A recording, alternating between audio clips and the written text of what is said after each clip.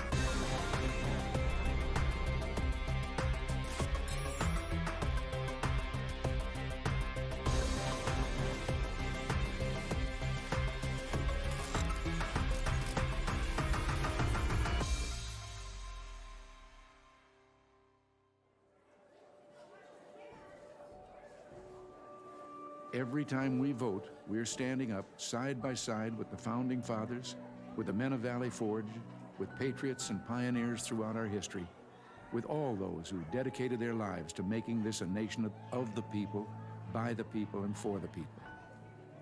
Elections are the lifeblood of our democracy. They are the mechanism by which the American people choose who is going to rule on their behalf and for their interests and welfare. Without elections, there would be no way for the American people, for us, to exercise our legitimate sway on the future direction of this country.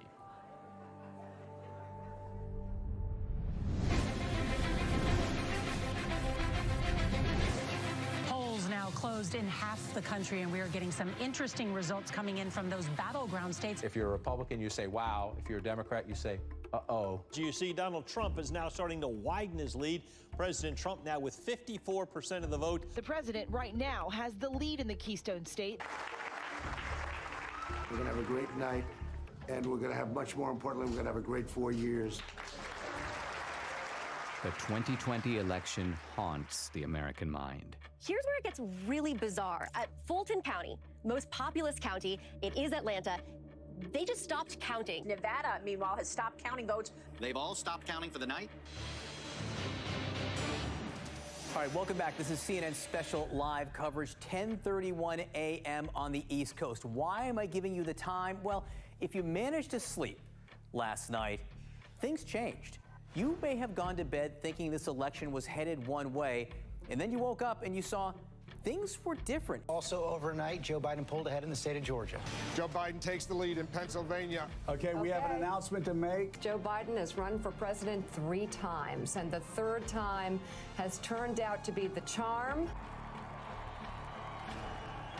One side insists it was the most secure election in U.S. history.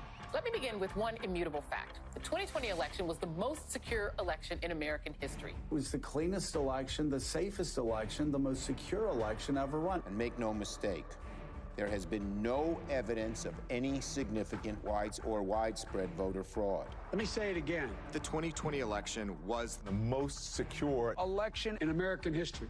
Period. This same side accuses anyone who disagrees with them of perpetrating a big lie or the big delusion.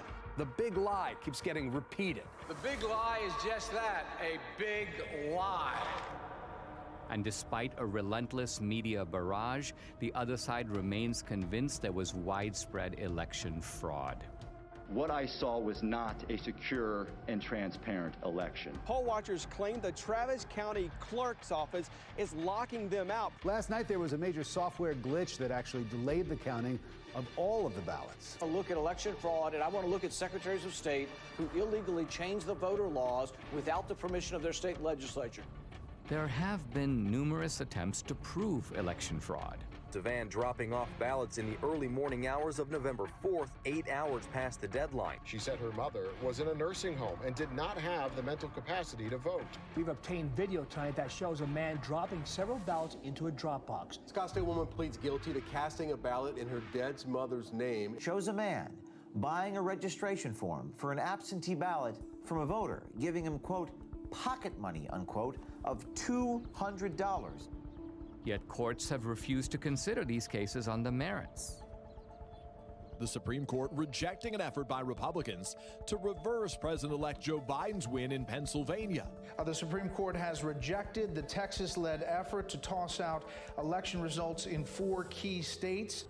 Even some Republicans dismiss the idea of systematic fraud and call for us to move on. Fraud did not play a role in the outcome of the election. The election was fair as we've seen. We simply did not win the election as Republicans for the presidency. Rather than reject what happened on the 6th, reject the lies about the election, and make clear that a president who engaged in those activities can never be president again. But we can't move on unless we know the truth. Many other issues arise out of the 2020 election. Did the January 6th protesters go to D.C. to mount an insurrection? It wasn't an insurrection, it was a primal scream. To protect the Constitution of the United States against enemies foreign and domestic! They wanted their elected leaders to adjudicate the claims of election fraud. The left's claim that this was the most secure election is also the foundation for the widespread censorship on social media of the so-called big lie. This morning, President Trump waking up without his favorite megaphone. You will never again see a tweet from President Trump. But is it a big lie? Is it a lie at all?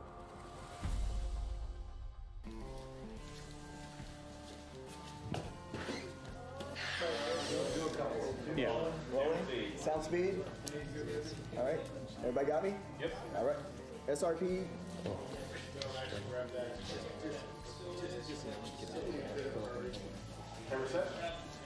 Ready? Set. Hey, I'm Dinesh D'Souza, and this is Season 1, Episode 1 of my new podcast. I started my podcast in early 2021 to speak the truth. But by simply asking questions about election fraud, you get booted from YouTube and Facebook. My podcast is sponsored by Salem Media, and I knew that other Salem hosts felt my frustration. Larry Elder, Dennis Prager, Eric Metaxas, Sebastian Gorka, Charlie Kirk. Let me begin by asking a very simple question. Do we feel confident or comfortable that we know the truth about what really happened in the 2020 election? I'm agnostic on this question, and I am awaiting more information. What about you, Eric? I think Dennis is a coward. I think, no, honestly, it's almost funny to me you say you're agnostic. And I think most Americans know that we don't know what happened and are not okay with that, by the way.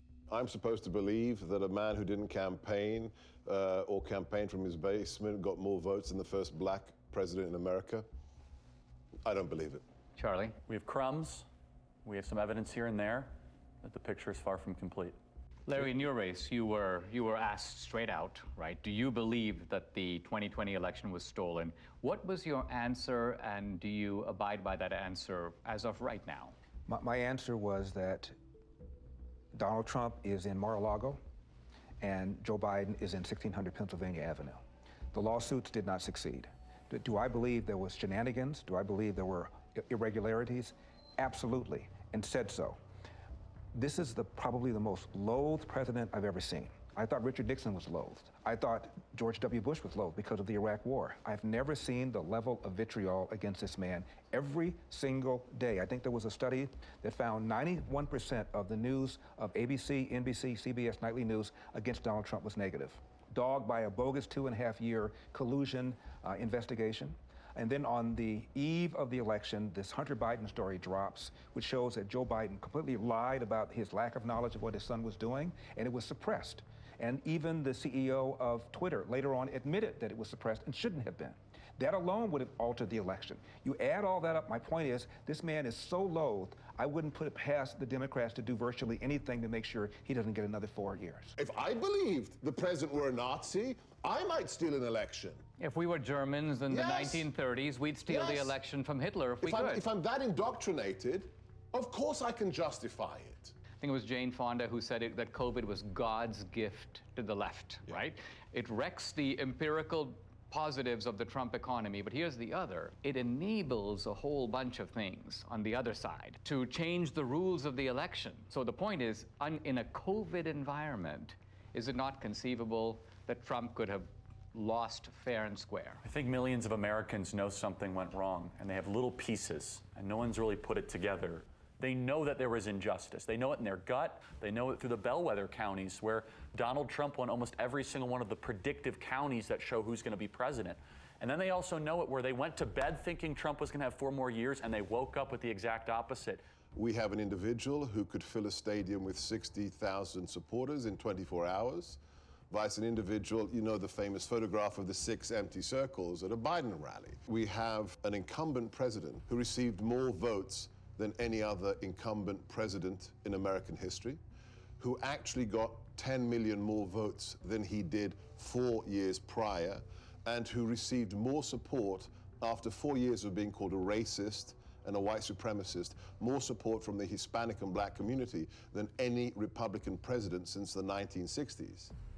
And he was beaten by a machine politician who couldn't speak clearly, who on the campaign stage would confuse his sister with his wife. It just stinks. Now, is it possible that the very success of Republicans down ballot, I'm talking about Republicans running for the House, running for the Senate, running for other races, the fact that the Republicans as a party did pretty well, but Trump lost, doesn't that work the other way and undercut the idea that there was systematic fraud? It's an anomaly, because if he really, when a president really loses, he has tails. What is it called? Coattails. Coattails. And the down ballots lose, but they won. Why didn't they cheat on all of those? Why didn't they cheat in Virginia with Youngkin? And who's to say they didn't cheat? Not all attempts at cheating succeed. You're right. One okay. other question. In the Republican Party, I keep hearing people who seem annoyed at the revisiting of the 2020 election. Their attitude appears to be, let bygones be bygones. Let's just move on.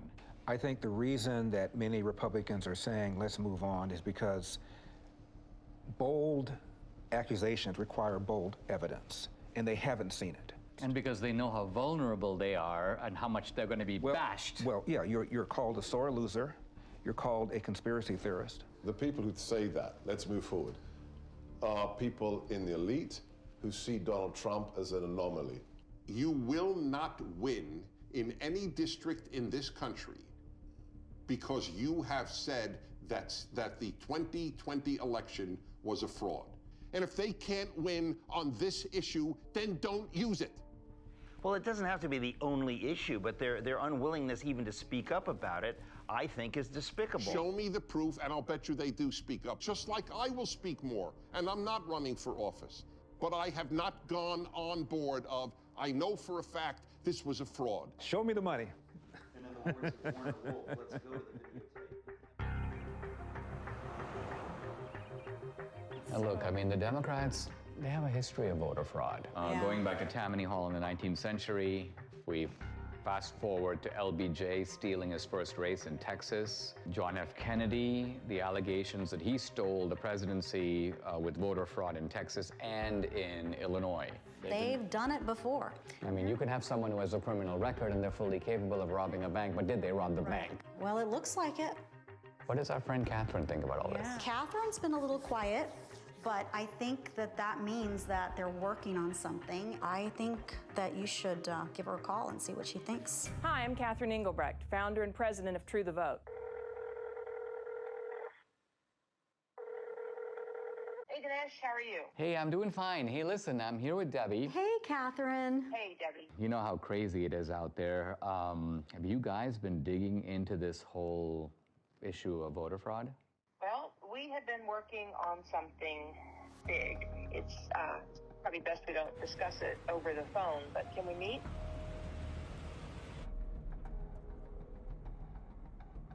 I've been working with Greg Phillips. I don't know if I've ever introduced him to you, but he has a deep background in election intelligence. He's worked projects all over the world. He's a massive 30-year experience. We decided to test a hypothesis, and we went really big. And now we have something that we think you're going to really want to see. So I'll send you the address separately. Now, Greg Phillips, what's your background that prepares you for this kind of work? I've been in and around election intelligence and integrity for about 40 years. We've done investigations literally all over the world. It's a combination of data acquisition, data analysis, occasionally some in-depth data mining. Our ability to draw meaningful conclusions that link the who to the when to the where is significant in the space. Catherine, you started the group called True the Vote in the year 2010. What was your mission or objective? We just didn't have enough volunteers working at the polls in our local elections. So we began by training people to work in the polls, and then as we got further into it, we recognized, wow, some of the problems you see at the polls can be attributed to problems in the voter rolls. Well, what can we do about the voter rolls? And so it turned into something much bigger than we had anticipated. True the Vote has the largest store of election intelligence for the 2020 elections in the world. No one has more data than we do. So I started True the Vote to ensure that every American voter has an opportunity to participate in elections. I think I became familiar with your work when you gave congressional testimony. Now, that was in the year 2014. In fact, I met you through Debbie, and I think what's interesting is that you not only have known Debbie for years, but you trained her. Absolutely. I was a bilingual poll watcher. Oh, yes. So my Spanish language came in very handy. I was a poll watcher in Rosenberg, and the poll judge was telling this couple that came in Spanish who to vote for. And of course, she didn't really realize that I knew Spanish, and so there we go. And you busted them. I busted them. Yeah. So, Catherine, when you set up True the Vote, you set it up not so much, it's not a partisan organization. Is that because you saw shenanigans, problems with voting as coming out of both parties? Oh, absolutely. Plus, we need parity of parties at the polls. Well, you told me about this remarkable election in which you had vote harvesting and vote trafficking, but it was on behalf of a Republican candidate. Exactly. In North Carolina, it was unique in that it actually overturned an election. There's going to be a new election in the North Carolina congressional district engulfed in a scandal over voting fraud. This all centers around allegations that an operative for Harris then hired a team of people to harvest absentee ballots, paying them between $2 and $3 a vote. So you have an activist, the guy's name was McCrae Dowless, and he worked for the Bladen Improvement Association, which was a kind of an African-American get voters to the polls, but apparently they were doing all kinds of vote harvesting, and he learned the strategy. Then he broke with them, and he took his services to Mark Harris, a Republican, well, actually a pastor who was running. Correct. And Harris won. He pulled it off. In 40 years of doing this, we've seen this over and over again. Sometimes the schemes are a little bit different. Sometimes it's people out banging on doors, gathering ballots. Sometimes the ballots are sent here, gathered here, deposited there. But the trafficking itself is always the same basic pattern. There's a nonprofit involved somewhere in the middle. There are people that are either collecting those ballots on the one hand or depositing those ballots on the other and getting paid for it. In no case is it acceptable to be paid for your ballot or to accept some form of remuneration for your ballot. And in no way, in no time, is that legal. I noticed, Catherine, that in the immediate aftermath of the election, when there were a lot of accusations and charges flying around, all reflecting these suspicions that something went deeply wrong, charges of foreign intervention, charges of machines, you and your organization were kind of dead silent. I got the impression that you were looking for a different approach. Given the outliers that were introduced in such a major way in 2020, namely the privately funded drop boxes, the mass mail out of ballots, the hypothesis was if you were going to cheat, how might one go about this? That would be provable, trackable, traceable. You said there might be some, let's just call them bad actors, who are delivering ballots systematically and illicitly to these mail-in drop boxes, and there might be a way to track them and to bust them. We didn't know. We decided we were going to let the data tell the tale, and we collected together a team of highly skilled contractors and put together a plan to see where the data would take us. What, Greg, is geo-tracking? So the idea is to collect these signals that are emitted from your phone. Your cell phone is delivering information to apps that are collecting that ping, so there are 4 key coordinates: the lat long, the elevation, and the time. And with that data, we can then build a pattern of life around you. So that phone's here right now. Well, where's it going to be at 5 o'clock, and where's it going to be tonight? Well, here's my cell phone. My cell phone is off. Can I be geo-tracked even with the cell phone being off? Possibly. Depending on the apps that are on the phone. Depending on the apps, depending on That's what marketing companies do all day, every day. Now, this is the point. We were at the Apple store and at CVS, and on both occasions, they knew where you were evidently. Absolutely. And they were telling you about specials, and they were, so people have experience of this. There's 300,000 or so apps that gather that data, and then they sell it to brokers. Isn't it also true that this geo-tracking has now become a vital tool for the military, for the intelligence agencies, and for law enforcement? Indeed, they're using it almost every day. I'll say that there's no question amongst anyone that I know in the community that many, if not all, of the people that were involved in the situation at the Capitol on January 6th were being tracked previous to January 6th, because they already knew what their pattern of life was. They already knew who to look at.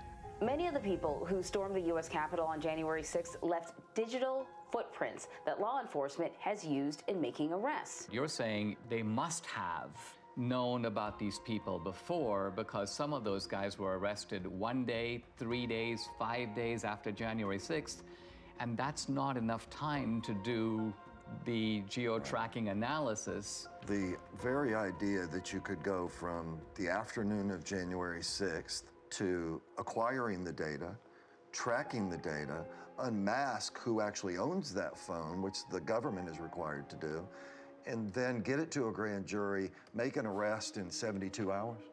Impossible. It's not possible. They had to have been tracking the people in advance.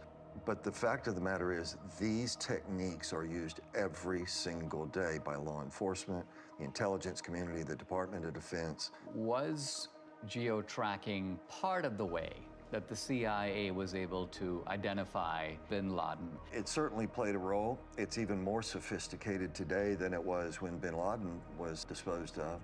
More and more apps are participating in this program, if you will. The reliability of geo-tracking is not substantially different from the reliability of a fingerprint or the reliability of DNA. If it identifies your phone, now I could have given my phone to Debbie, but the simple truth of it is my phone was there on this particular date, and there's absolutely no question about that, right? That's correct. Now, you decided to purchase through these brokers that make this information available to companies, they make it available all kinds of places to buy data. Let's talk about the methodology. You identified data in certain places, and by and large you focused on the states where the election was decided. Tell us, what are the areas that you bought data for, and what were you looking for? And what's the time period? October 1st through the election. In Georgia, we actually bought from October 1st through January 6th after the runoff. So we went in, We decided to do the Atlanta metro area because it picks up some rural areas, it picks up some urban areas, it picks up some suburban areas. 309 drop boxes in the area. And we thought, okay, well, this is a pretty good test. We, in essence, sort of fenced around those. Geofencing, so-called. Geofencing. And then we were able to make purchase of data of people that had been near those drop boxes, but also near the organizations. Across the country, we bought 10 trillion signals. When they give you this data that you then have to go through, what does this data look like? Well, it's a massive data transfer. We have more than a petabyte of data. You're talking about transacting hundreds of terabytes, so it's a significant move of data. You have 10 trillion signals, that's a lot of signals. So what was the criterion that you set? Final decision was they had to have been to 10 or more drop boxes, meaning unique visits inside of a space, and 5 or more visits to one or more of these organizations.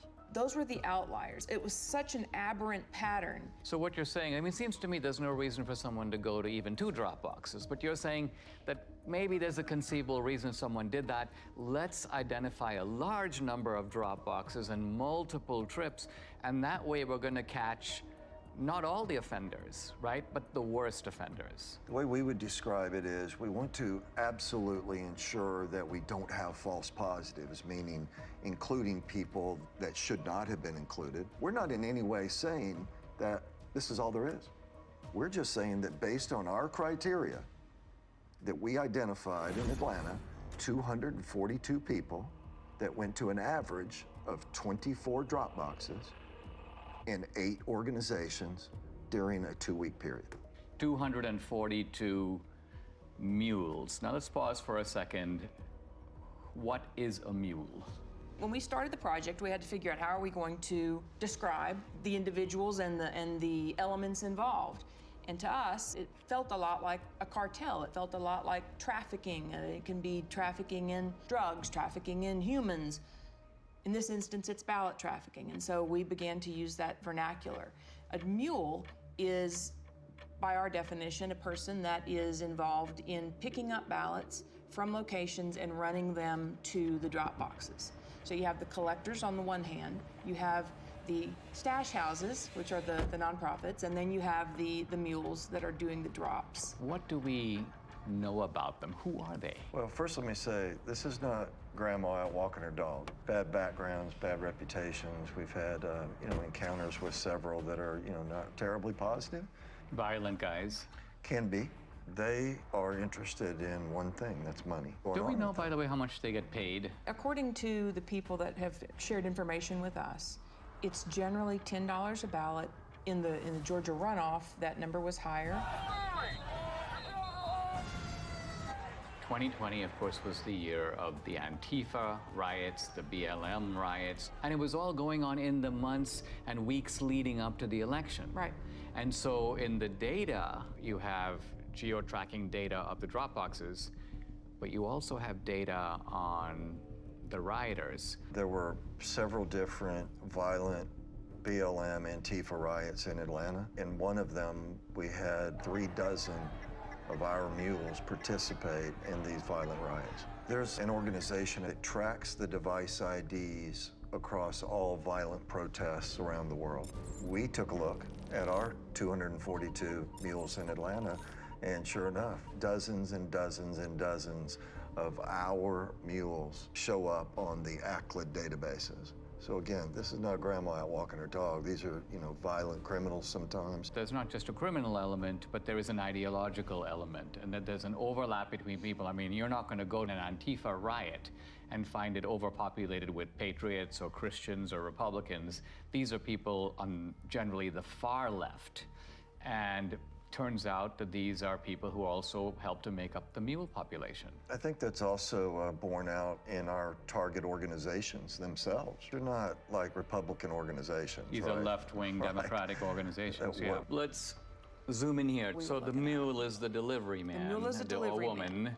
And what you're saying is they have a starting point or multiple starting points, and then they have the end point. And the end point is the drop box. That's right. Right? That's right. But you're saying that they get the ballots from somewhere, and then they go deposit them in multiple drop boxes. One of the questions that will come up in the work that we've done is, well, how do you know that this wasn't just somebody that's got a big family and they just deposited a bunch of ballots once? Or how do you know that this person didn't just work at a location that is near a drop box and so they're constantly going by a drop box? And the elements that are additive here, the going to the nonprofits, the ability to identify the pattern of approach to a drop box, and that it is going not past a drop box and on, but directly to a drop box and back to another point and then to another drop box. All of these things. I mean, isn't the timing significant? If some guy's going to a drop box at 2 a.m. in the morning, presumably he's not like out for a walk. Right.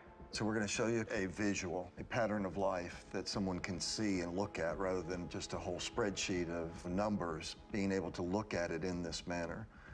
What you see here on the screen is a single person on a single day in Atlanta, Georgia. They went to 28 drop boxes in 5 organizations in one day. What are the orange dots? Those are drop boxes. And what is the blue tracks? That is a smoothed out pattern of life so that we could take the sort of the movement of the individual cell phone signals, marry them together into something that's visual so that you can see movement on the individual. To get to some of these drop boxes, you had to be intentional. You had to get off the highway, you had to go on surface streets, you had to turn in somewhere in order to get to those drop boxes. And the circles, I take it, reflect the nonprofit centers. Are that the places where the ballots originate? The stash houses, where the ballots are collected and handed to the mules to take to the drop boxes. Now let's move over to Arizona. How many mules in Arizona? A little over 200. A little over 200. In Phoenix alone. The reason I think this is all very significant is because these were very close states, right? What was the margin in Georgia? 10 or 11,000, I think, in the end. In the end. And Arizona also extremely close. Yeah, very close. Then you moved on to Wisconsin, but our initial look was in Milwaukee. Gross numbers were a little down, but the average number of visits to the drop boxes was up. So instead of having only 24 unique visits, I think we averaged 28. I mean, maybe I've heard people in Milwaukee are really hardworking, and maybe they just went overtime. And then let's go to Michigan. We have more than 500 mules that we've identified in Michigan. Again, the number of boxes is lower. Now, where in Michigan? Detroit mainly, but we have people in Detroit that went to more than 100 drop boxes. 100. I mean, this is stunning because it's like, I cannot think of a rational, kind of innocent reason for someone to do that. It just doesn't exist. No. So any reasonable person would say, you're onto something big here. We should take a closer look. Let's go to Pennsylvania, critical state. I think it was Pennsylvania that really gave Biden the election. Philadelphia alone, we've identified more than 1,100 mules at rates well beyond anything we'd seen.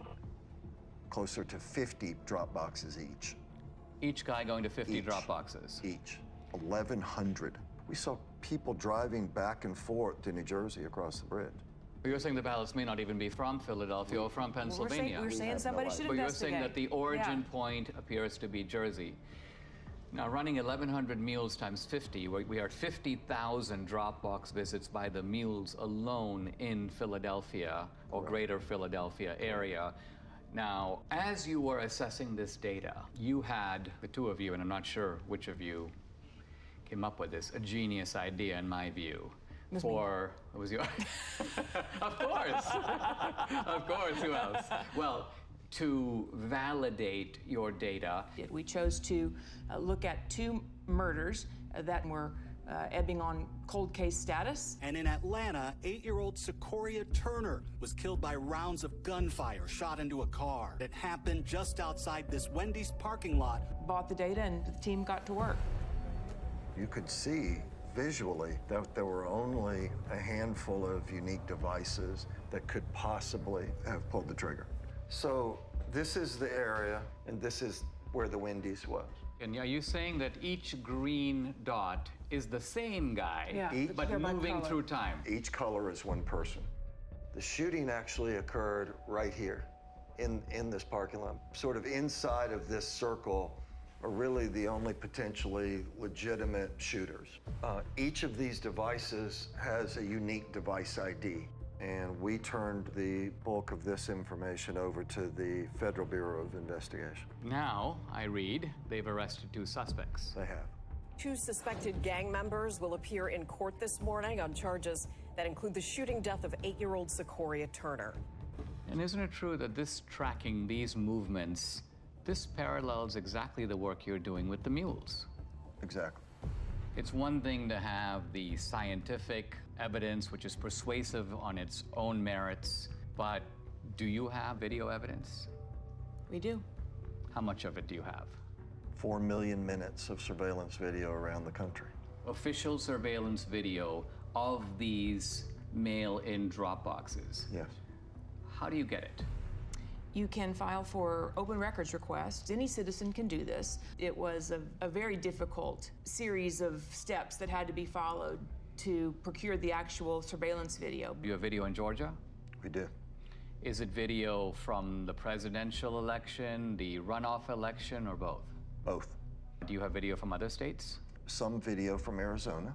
We have recently learned video was specifically turned off on particular drop boxes. In which state? Arizona.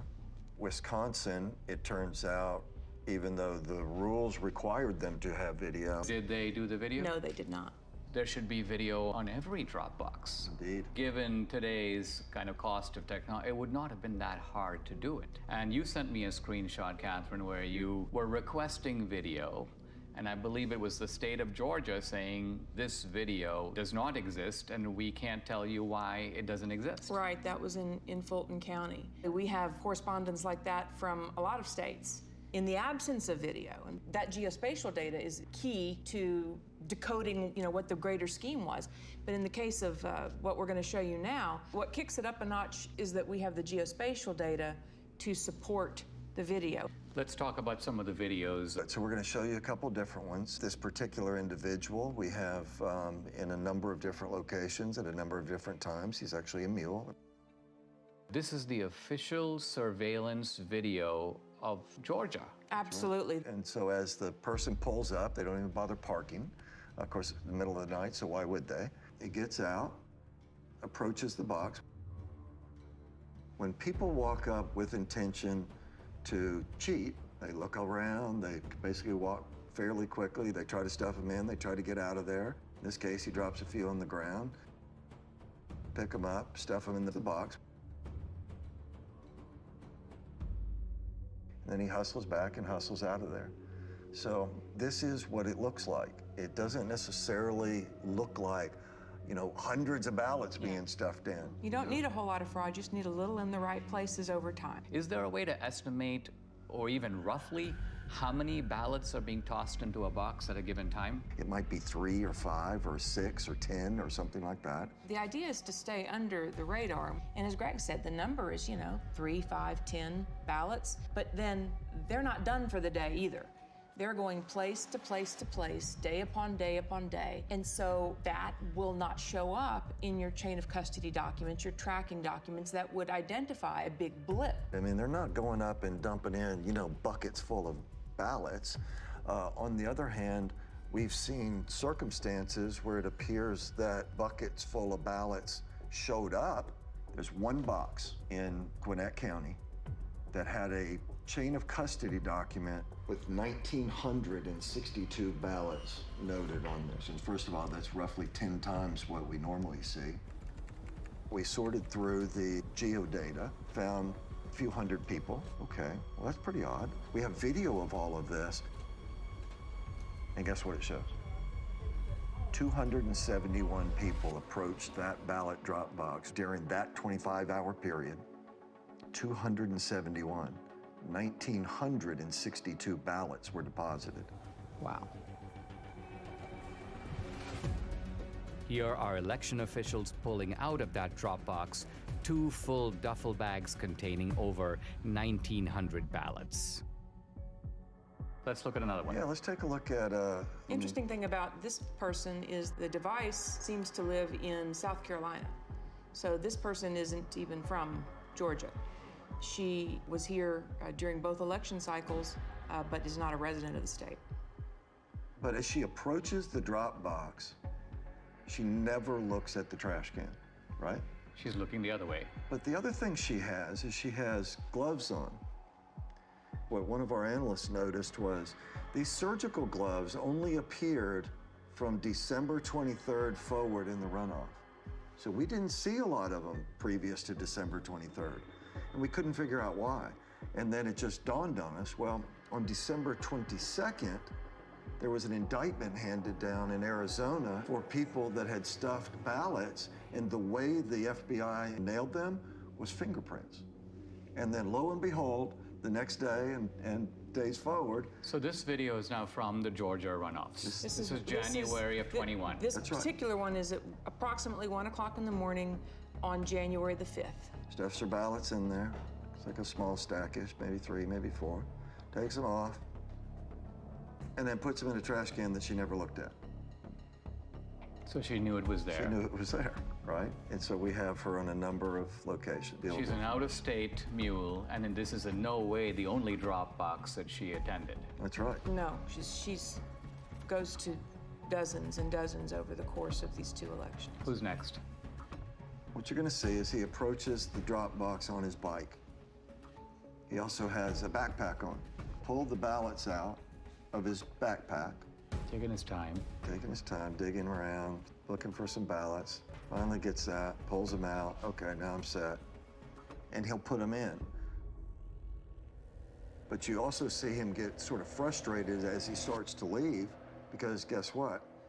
At this point, they had started requiring the mules, apparently, to take pictures of the stuffing of the ballots. It appears that that's how they get paid.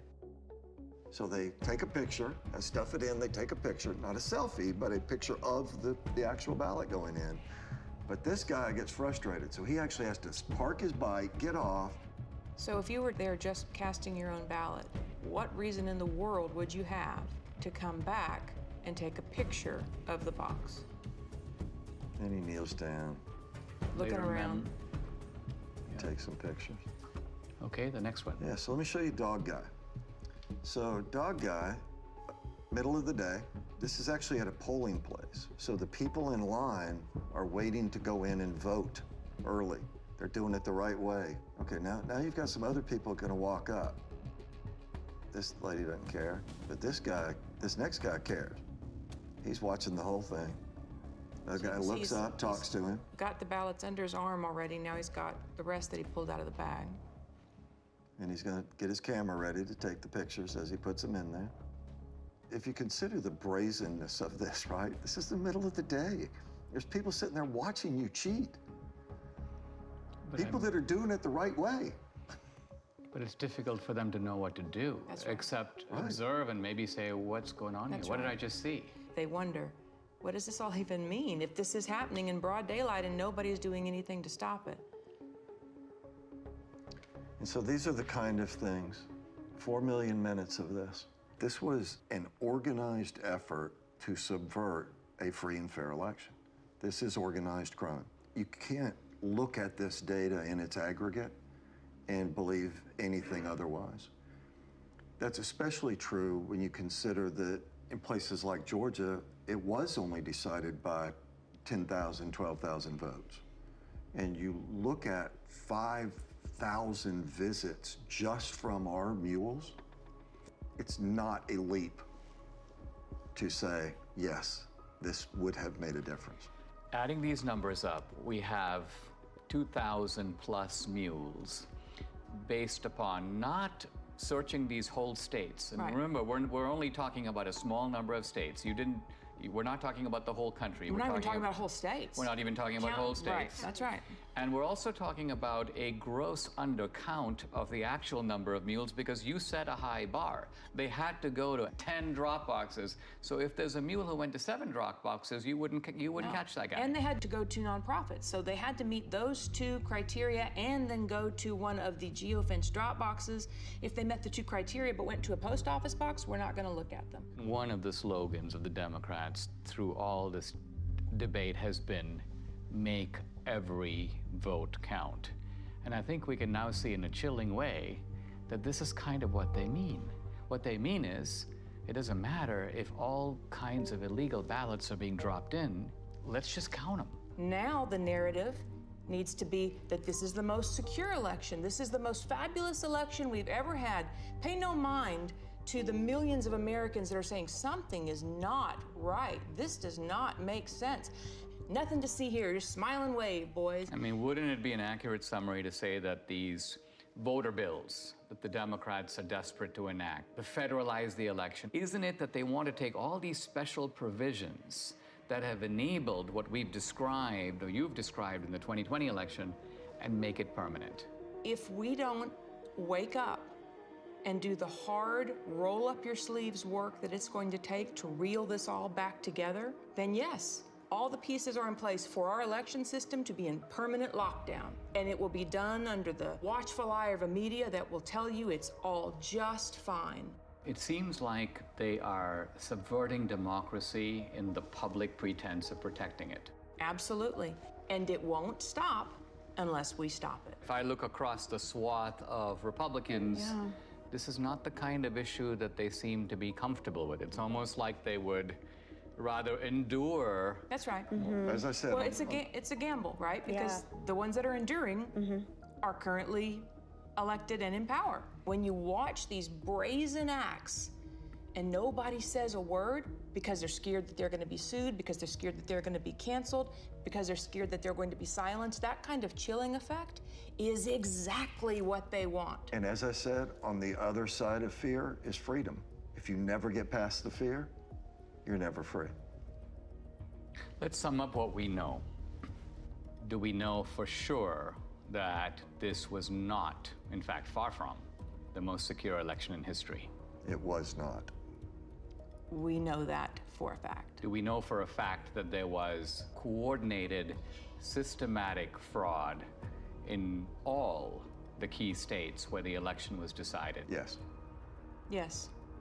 And therefore, does it follow that the people who suspected fraud, even though they didn't have the proof, their suspicion was right? Absolutely. Their instincts are right. And moreover, that the states that are trying to do something about systematic fraud by restoring a modicum of, let's call it the old rules, checking your voter ID, checking signatures. You want a mail-in ballot? You know what? You got to request an absentee ballot. We're not going to send 20 million ballots out there and see what comes back. That these voter integrity laws, far from being voter suppression, are actually a legitimate way to make sure that the people who vote are actually eligible to vote. 100% accurate. That's absolutely correct.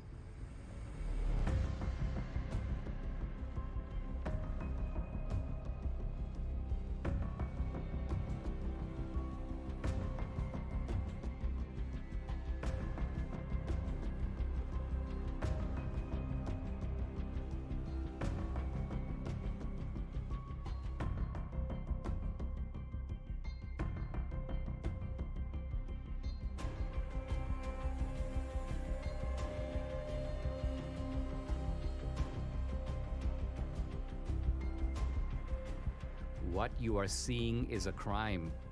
These are fraudulent votes. In 2 of our 5 key states, you were allowed to give your ballot to be delivered by a family member or a caregiver. This is vote harvesting, but it's not the same as ballot trafficking. In no state in America is it legal for nonprofit organizations to collect ballots and pay mules to deliver them to mail-in drop boxes.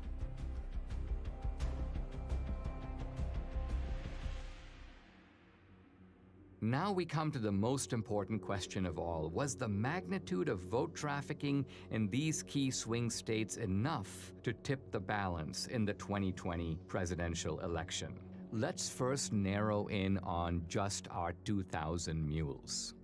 Their average number of Dropbox visits, 38. Their average number of illegal ballots deposited per visit, 5. That's 380,000 illegal votes. But was this sufficient to put Biden in the White House? To answer that question, we must look at each key state. In Michigan, 500 mules, averaging 50 Dropbox visits and 5 illegal ballots per drop. That's 125,000 illegally trafficked votes, not quite the 154,000 vote difference between Trump and Biden. So Michigan, with its 16 electoral votes, stays in the Biden column. In Wisconsin, 100 Mules, averaging 28 drop box visits and 5 illegal ballots per drop. That's 14,000 illegally trafficked votes, 6,000 votes short to give Trump the win. So using only our Mules, Wisconsin's 10 electoral votes stays in the Biden camp. But now we come to Georgia. 250 Mules, averaging 24 drop box visits and 5 illegal ballots per drop.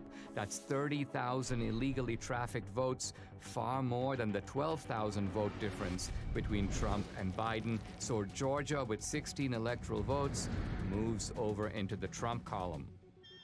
In Arizona, the numbers are roughly the same. 200 Mules, averaging 20 drop box visits and 5 illegal ballots per drop. That's 20,000 illegal votes. Again, these illegal votes are substantially more than the 10,000 vote margin that gave the state's 11 electoral votes to Biden. In Philadelphia, Pennsylvania alone, 1,100 Mules, averaging 50 drop box visits and 5 ballots per visit. That's 275,000 illegal votes, again comfortably exceeding the 80,000 vote margin between Trump and Biden. So Pennsylvania's 20 electoral votes goes for Trump. Shockingly, even this narrow way of looking at just our 2,000 Mules in these swing states gives Trump the win, with 279 electoral votes to Biden's 259.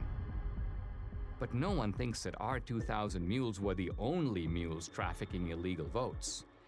To widen the search, Greg and his team lowered the criterion from 10 or more to 5 or more drop boxes. This revealed a huge upsurge in the number of mules from 2,000 to 54,000. 54,000 mules.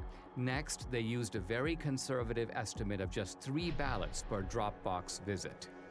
Now, when we multiply this increased number of mules times the 5 drop box visits per mule times just 3 illegal votes per drop, we find election fraud on an astonishing scale. In Wisconsin, 83,565 illegal votes were trafficked. In Georgia, 92,670. In Pennsylvania, 209,505. In Michigan, 226,590, and in Arizona, 207,435. Using this calculus, Trump would have won all the key states. And the final electoral vote, 305 to 233. I wanted to get my Salem colleagues' take on what I'd learned here.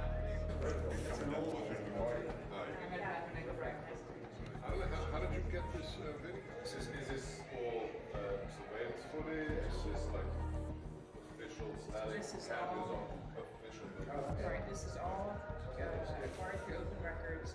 This is the way that we will get into this.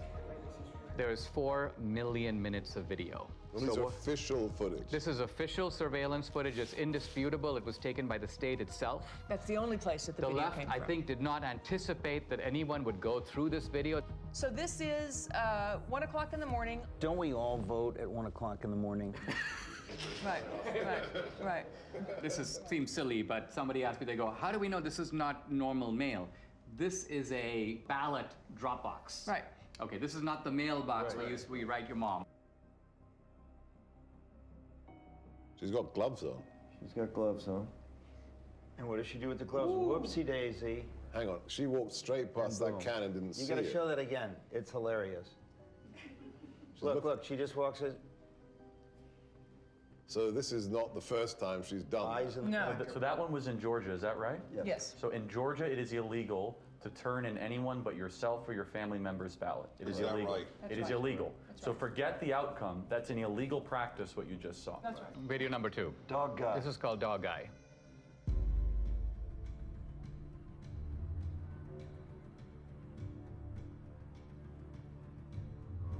He's taking pictures. Why would you do that? So you get paid. That's business. It's business. It's What business as do you usual. suspect if you had actually caught this person at that moment hand me those ballots, and the person did, what do you think you would see? Whose name is on it, in your opinion? Ineligible voters, people that have moved. Would you see legitimate ballots? There's an ambiguity in what you're saying. The ballot itself is legitimate. No, that I... Right, it's not a fake piece of paper. Yes, right. okay. But again, remember, when you mail in a ballot, you have a security envelope with the signature verification standard that's been all but washed away. And as soon as it's taken out of that envelope, then you have a disconnect, and the ballot is private. It's a virgin sheet of paper. The ballot is private. The only ID is on the envelope on the outside. This is an example of multiple ballots, so this... 3:57 a.m. Prime voting time. Got to beat the lines. This person comes up, and what you're going to see is when you try to put too many ballots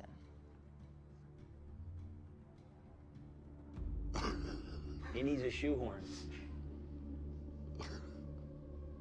And we have lots of those, where they're just jamming them in and then they fall on the ground. And when you can jam them... I mean, this alone is, to say the least, suggestive. Who's voting at 3:57 a.m. with a whole bunch of ballots? And then being able to match that ping where he's standing there to the next place he goes. So we're seeing videos of one. Right. But each one of these, went to... On average, Do you have 23 video times. of the same guy going different places? Yes. Right. This is their pattern of life. So in one night, this person, this mule, went across 6 counties to 27 different drop boxes, 5 different organizations. In one night. So he was getting the ballots from the organization. Correct. Yeah. The Republicans had no idea this was going on during the election. Trump, to his credit, tweeted out in July, mail-in ballots are a disaster. And he was attacked so hard by Kemp and Ducey and so many. But he didn't have this information, obviously. His instinct ended up being right. This is the tip of the iceberg. You're talking about extraordinary criminal activity, but there's a ton more, you would guess, that you have not even touched. You are talking about 200,000-300,000 ballots that were just harvested in only your geolocated locations. But you are talking, what, 5% of America? Less. Less than 5%. Okay. So the case closed. Sorry, gentlemen, lady. Case closed. All right, so I do a heroic thing that not necessarily others here do. I read the New York Times every day. That's crazy. We're sorry for you. It's my martyrdom. They claim all of these places we have found maybe 4, maybe 50 phony ballots. These aren't phony ballots. Right, No okay, one's so ever, wait, this is a very novel... Wait, they're phony names. No. There's no name on the ballot, Dennis. Okay, let's say we got access to every single ballot thrown into the ballot boxes. Would we be able to prove this is a fraud? It's the perfect crime because it cannot be curated after it is committed, because the evidence has no connection to the person who was meant to be voting. That's the problem. As soon as it gets taken out of the envelope, the identity of the voter we're claiming, disappears. So the vote from John Doe is from a John Doe who is dead or a John Doe who is moved. Is that correct? Or voted somewhere else. Or voted some... Why is that not provable? There's an easy way to bust it, but it's not the way you think. It's not to go find the ballots in the ballot mix. You can't do that. The way to find it is these guys have the cell phone identification of all the mules, all of them. So law enforcement has to step in at this point, and their next step... What were you doing 7 times? ...is to go and interview the mules. Who paid you? Right. Where'd you get the money? Will any state's law enforcement do this? This is a big question. The mules aren't going to fess up. They know they're participating in something that is Well, you've got them on videotape. You've got 2,000 people who are committing felonies. Right. I'd like you to just reflect about what you've learned today and how you're feeling and thinking about it. It's just sickening to me. This is jaw-dropping. What you showed is frightening. Republicans had no clue this was going on. I wondered, were there any Republicans who did know? Investigative journalist Heather Mullins interviews a whistleblower hired by the National Republican Senatorial Committee. I was hired by the NRSC. My job was basically to watch the ballot boxes. And this was for the early voting in Georgia. So that started on December 14th. It ended on the 31st of December. And we would monitor that box from 8 to 8 all day long. So consequently, during those two weeks, I monitored those boxes indiscriminately. I would move around to the different areas in the boxes and watch them 30 minutes here, an hour there. And then I would start to see things where I'd see people walking up with backpacks, and they were unloading large numbers of ballots, stuffing them in the box. Recorded some of that and took pictures of it and dates and times and those things. I spotted plates from Texas, from Colorado, South Carolina, North Carolina.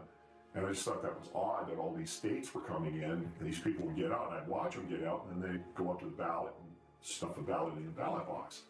I thought that was kind of odd. So, we took pictures of those things. When we took pictures, recorded license plates and those things. And then I uploaded those photographs to a Dropbox. Then when it came to the Georgia runoff, the actual day of the election, which was January 5th, I was up there, it was early in the morning.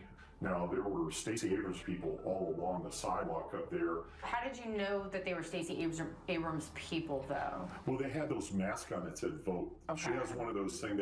This was during COVID, right? And they were part of that initiative. I knew that she was part of that initiative that she had going on about get out the vote kind of thing. So it was Democratic Party and it was Abrams people that were, they were all interacting with each other. And then the local Democratic Party chairman was there also. About 6:30 that evening, we noticed there was a couple, a female couple. These two ladies had run up and they had a big stack of ballots.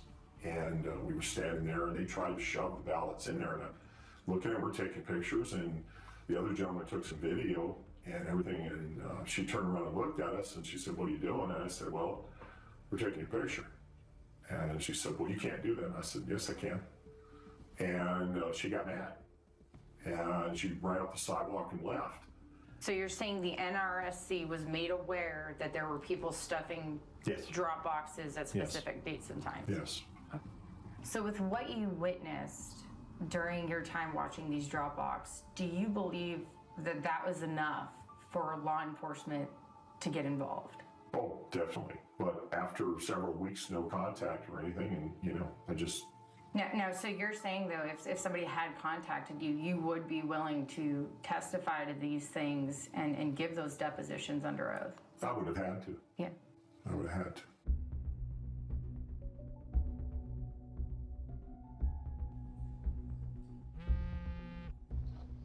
Catherine, hey. Greg just interviewed an informant in Arizona who's now cooperating with authorities. Oh, wow. Okay. Check your email. Okay, awesome. I'll do it. Thanks so much. Okay, bye. Hey, honey. Yeah. Take a look at this. So this is, I remember Greg was going to interview that mule, and so we got the video. Thank you again for. I guess they're concealing her identity. So what was your job? Like, what were you doing? Receptionist. So at some point, you were asked or sort of instructed, I guess, to start receiving people's ballots. I was just instructed to go ahead and receive ballots from various people, females mostly, and on Friday they would come and pick up payment. I assumed it was payments for what they were doing. So they would, during the week, they would bring them in at various times, and then you would pay them like all on a Friday. Is that kind of how it went? Yes. Interesting. And then I would get a call to find out how many ballots were brought in and if they were already pre-filled out first. And she would come to the office, look at them, and then before she left, she would either take them herself, but other times she would ask me if I could drop them off at the library. So what was the instruction? Just to drop them off. In the drop box? In the drop box, the early ballots. Can you give me an idea of how many you personally put in the box? Hundreds? Could have been, yes. And was there a reason she wanted you to go to that drop box as opposed to maybe City Hall or something? There's no cameras. There's no cameras there. And she would want me to take it in the evening when it was dark also. Do you think this is widespread in Yuma County or elsewhere? I would say it is. So do you think that people you know in San Luis, they believe that their vote matters? I don't even think they know the meaning of what voting is. Do you personally think that the elections in San Luis are free and fair? No. They're fixed. they've been fixed. They already know, seriously, who is going to win the next election before it even happens. How do you think this affects the community, especially the Hispanic community, because it seems like they're preying on minorities? They're an easy target because most of the Hispanics that live in the town are not well educated as far as the law.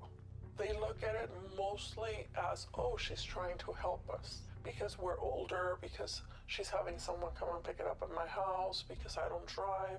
Most of them, maybe, I would say honestly, 90% of the elderlies that live in San Luis don't drive or have relatives that are willing to drive them to do this, to go to the voting polls.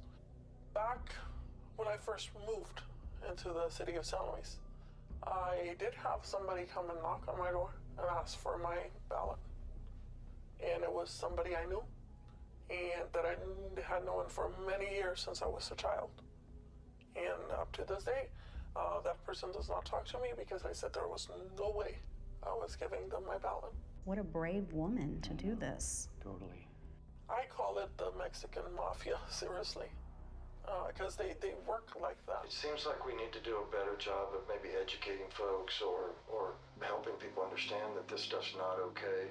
I offered a long time ago, but again, they told me, oh, don't do it because you're gonna end up in the trash can in pieces. What do you think it's gonna take to get this trafficking to stop? For people to get caught and to pay the price. Wow. Unbelievable. We know that the Mules got their stashes of ballots from these activist organizations. But where did the activist organizations get the ballots from? Hans von Spakovsky is a former member of the Federal Election Commission, a senior fellow at the Heritage Foundation, and co-author of the book Our Broken Elections. I will say election fraud is bipartisan, but most of the cases I see are, unfortunately, the Democratic Party. Hans, you just watched a mule kind of fessing up about participating in this trafficking operation. Is this kind of a mule operation something familiar to you? But unfortunately, this is so common in some parts of America, particularly the Hispanic community, that they have a special name there. There they call them politiqueros. And these are individuals who are paid by campaigns or political parties to go into neighborhoods and collect absentee ballots to pressure and coerce voters. People who observe election fraud have commented that absentee ballot fraud or mail ballot fraud is the easiest and the most common type of election fraud. Why is that?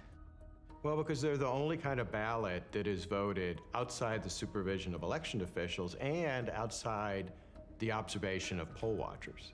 Transparency, as you know, is very important in the election process, and there's no one there at a voter's home to observe what's happening. Also, remember, when you're in a polling place, you fill out your ballot and you then deposit it directly into the ballot box. That obviously is not what happens with absentee ballots. There are some states, I believe about half of them, about 27 states, that allow voter harvesting. And by voter harvesting, what we mean is that you are allowed to give your ballot to someone else and ask them to deliver it. Now, are there any states in which you're allowed to pay mules to deliver ballots to drop boxes? No, you're not supposed to be doing that. And allowing vote trafficking to begin with is a huge mistake because you're giving third-party strangers, you know, candidates, campaign staffers, party activists, all people who have a stake in the outcome of the election, you're giving them the ability to handle something very valuable, a ballot. Voter fraud is almost incalculably rare in the United States. Does it ever happen? Okay, occasionally it does happen. But it doesn't happen on a national scale. It doesn't affect the outcome. It would affect the outcome. I read these days constantly that election fraud, well, it could occur, but those cases are extremely rare. They're so episodic, they don't have the ability to tip an election. Is that true? Fraud happens often enough that elections get overturned. I mean, just go back 3 years to 2018 and a congressional race was overturned. I can cite to you another case in Mississippi. It was just overturned by a court because of fraud. Same thing in Florida. But look, that's just the tip of the iceberg. Now, we've shown that you've got these mules who are picking up these ballots at various vote stash houses. Hans, where do these organizations get ballots? Well, to quote Shakespeare, let me count the ways. You know, everything from filling out absentee ballot request forms for voters, but having the ballots sent to them, to actually going to the voters and obtaining the ballots from them, to stealing them out of mailboxes, to actually using high-quality photocopy machines to make their own ballots. Look, these cases unfortunately go on all the time. You can go to 2018, which wasn't that long ago, in North Carolina.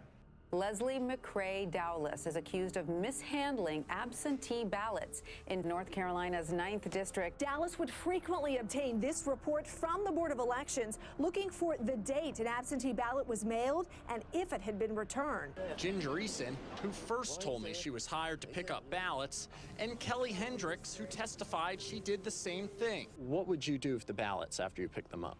Take them straight to the office in Dublin and hand them over to McCrae, and I don't know what happened to him after that. I know there was stacks of them on his desk. There was testimony in the case that his staffers were falsely signing as witnesses on those absentee ballots. Because he had done this before, he actually apparently had signatures of voters from prior elections in his offices. Voter rolls are in notoriously bad shape. States do a very bad job of taking people off who are no longer eligible because they've died or moved away. And it's very easy to get hold of a state's voter registration list. So, you know, if somebody's on the list and they haven't voted in 10 years, you're probably pretty safe in trying to cast a ballot on their behalf. On their behalf. Remember, in states that made the mistake of simply mailing out a absentee ballot to every single registered voter, well, if you're a fraudster and you get hold of that absentee ballot, you've got 90% of the information you need to fill it out because the name's going to be on the outer envelope and their registered address.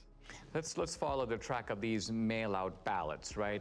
Let's just say you got students on a campus, they've voted, but then they graduate, and obviously they move to a different state. If they're on the voter rolls, is it not a fact that mail ballots will be arriving in the dorms and arriving, and so presumably they're not going to be that hard to scoop up if somebody knows where to look for them? No, that's exactly right. And you know, I work in the District of Columbia. They mailed out absentee ballots to all of their registered voters, and I can't tell you how many phone calls I got from people that I know saying that not only had their ballot arrived in the mail, but 5, 6, 7 ballots all coming into their apartment for people who used to live there.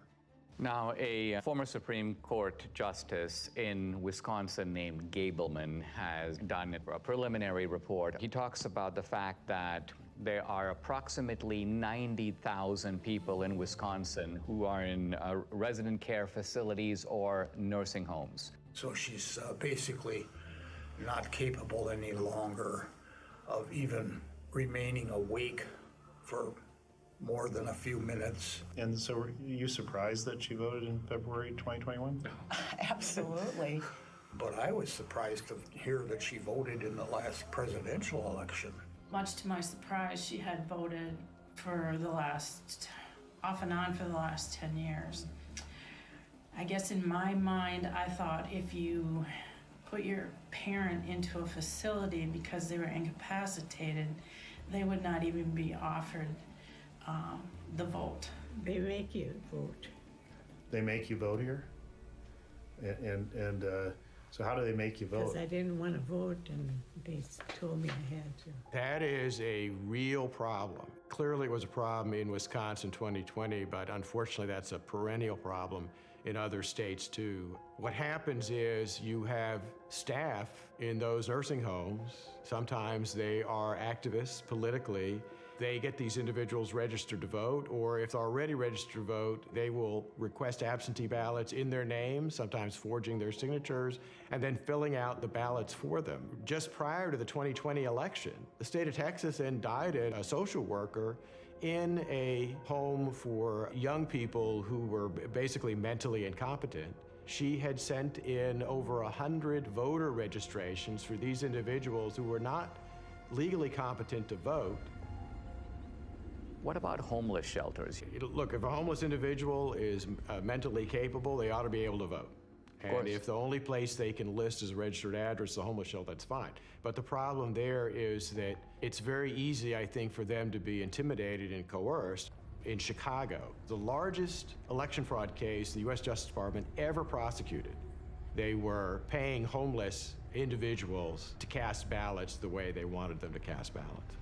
What made you want to do this? What made you want to get involved? Well, I knew election stuff was supposed to be something good to do, and then plus I needed a little extra money to get Christmas for my son. So that's why, the main reason I did that. Who do these fraudsters pick on?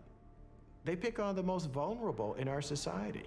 They go into poor neighborhoods, they pick on the elderly, they pick on people for whom English is not their first language. When we're trying to stop election fraud, we're actually trying to protect, I'd say, the most vulnerable people in our society.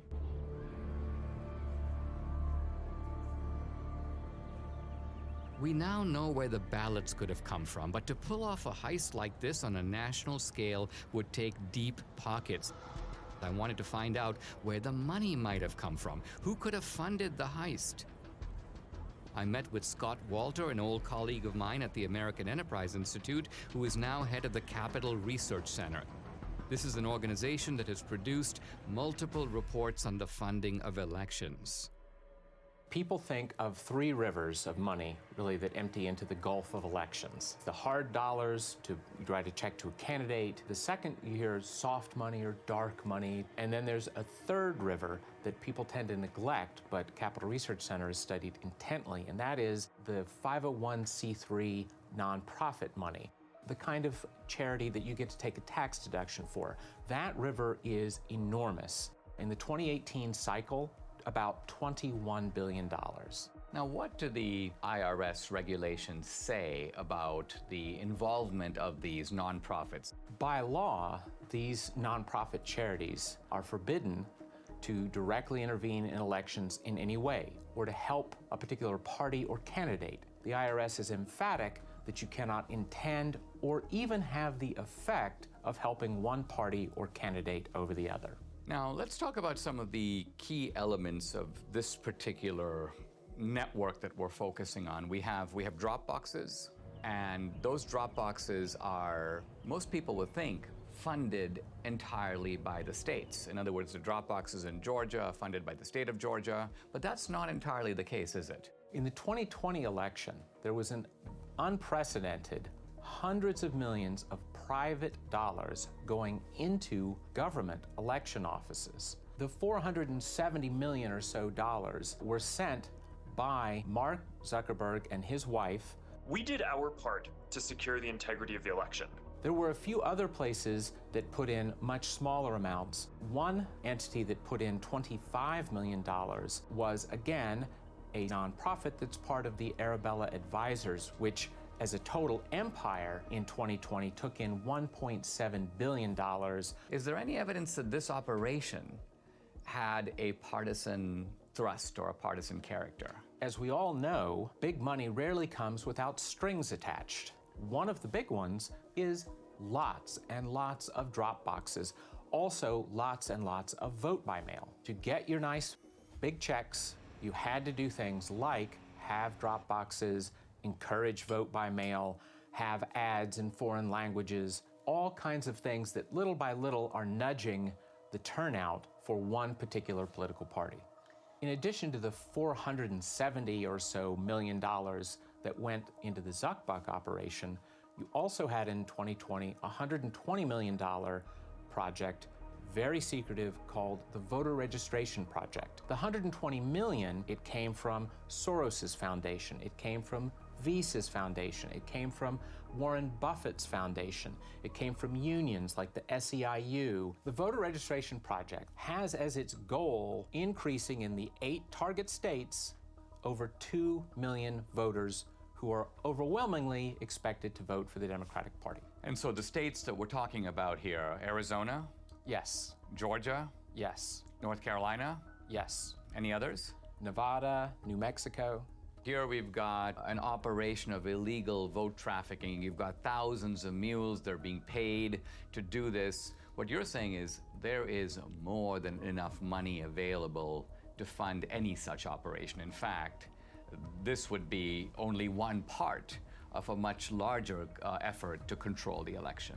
We are talking $500 million in nonprofit charitable funds flowing into efforts to register and get out the vote for Democrats. Most of the left-wing mainstream media, when they reported on the Zuck bucks going through, they made it sound like, oh, it's all going to go for masks and, you know, plexiglass and all. And every study that's ever been done of some of the grants to the big cities found a few percent maybe going to help people that way, and the massive amounts of money going into ginning up the vote by mail operation and the drop box operation and those sorts of things that benefit one political party. How confident should we be that this will be a fair election? They're sending millions of ballots all over the country. This is going to be a fraud like you've never seen. Trump predicted. He said the Democrats are going to cheat, that they're going to use the pretext of COVID, they're going to rig the rules in their favor. Nevertheless, Republicans focus their efforts on the campaign, while Democrats focus their efforts on the process of actually running the election. The two sides don't approach elections in the same way. The Democrats, they understand that the rules, the process by which elections are conducted is just critical. We must now face the chilling reality. The Democrats conceived the heist. They funded it. They organized it. Then they carried it out. They rigged and stole the 2020 presidential election. We cannot be okay with this. We cannot simply move on. Guys, I'd like to have your honest assessment on what you've seen, what you've heard, and what we can reasonably draw from it. What do we have empirically? We have data, geolocated, we have footage of people harvesting ballots. Do we know who those ballots were for? We can't know who they were for. However, you have to inject common sense. Are we saying that in the centers of Democrat-held districts, we are seeing hundreds and hundreds of visits to drop boxes with pro-Trump ballots? It beggars belief. It's ballot laundering. Looks pretty convincing to me. I don't think we'll ever know the full story. And what makes this crime so compelling and unique is that once the ballot enters the system, it's really hard to reverse engineer it.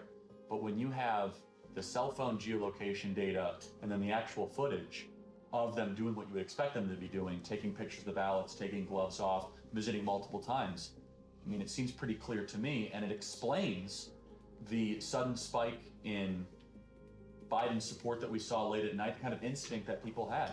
The control of the U.S. Senate went through Georgia with so Chuck Schumer's majority leader, probably because of what we just saw. And I'd like them to answer the mules. If they say it's clean, then be honest and say, okay. They have two ways they'll try to invalidate it. One is minimizing and then slander. Yep. Right. So they'll try to slander Dinesh personally. They'll say, oh, Trump pardoned him or whatever. Therefore, he's trying to get back at Trump to try to reinforce the big lie. I could already see the headline of the Washington Post. Trump pardoned ally comes out with questionable movie. I predict right now they will say, what on earth is a conservative doing tracking private citizens?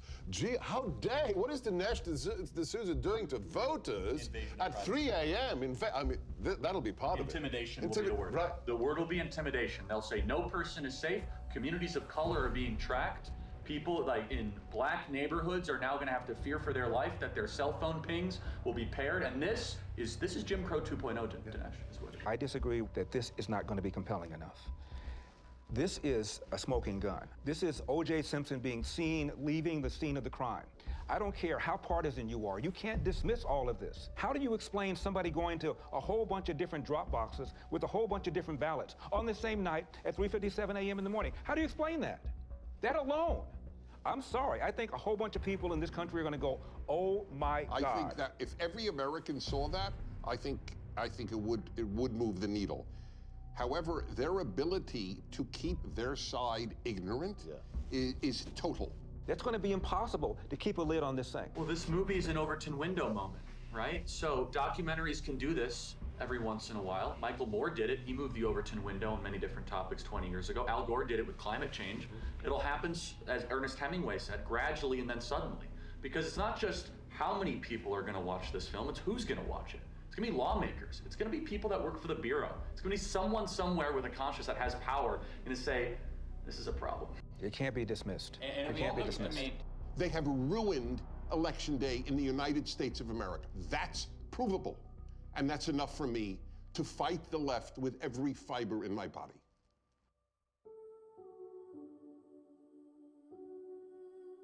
Without free and fair elections, we are not a democracy. We are a nation run by a criminal cartel masquerading as a democracy. Never in U.S. history has a presidential election been as thoroughly corrupted by coordinated fraud across multiple states as we now know took place in 2020. Today, totalitarian regimes camouflage their fake elections with appearance of democracy, but they're not real democracies. We don't want to join them. Our elections must represent the will of American citizens. We who believe in constitutional democracy must be diligent. If we give up, they win. In fact, if enough of us give up, they won't need to cheat anymore. Don't stay home. Get involved. Get out and vote. Do what is necessary to save this great country. The America we love needs us now more than ever.